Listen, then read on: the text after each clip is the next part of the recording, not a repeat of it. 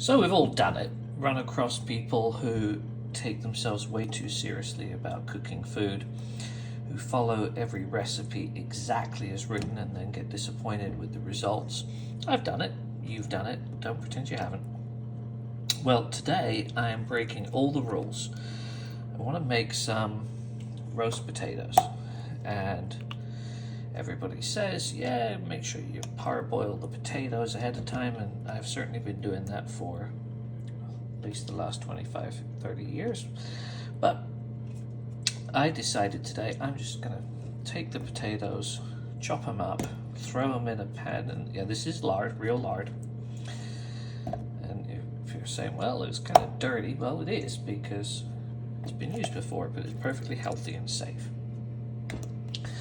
So just put these potatoes in the pan, move them around a little bit.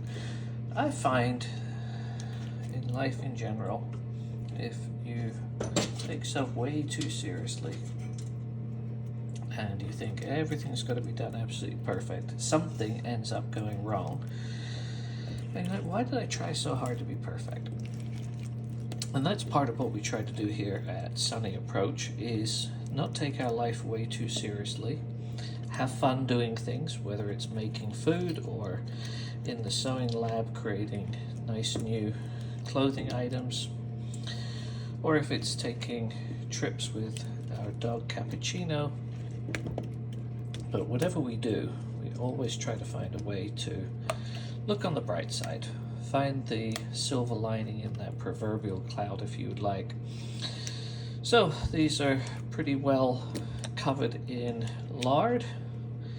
And no, this pan is not 425 degrees hot like they say you should.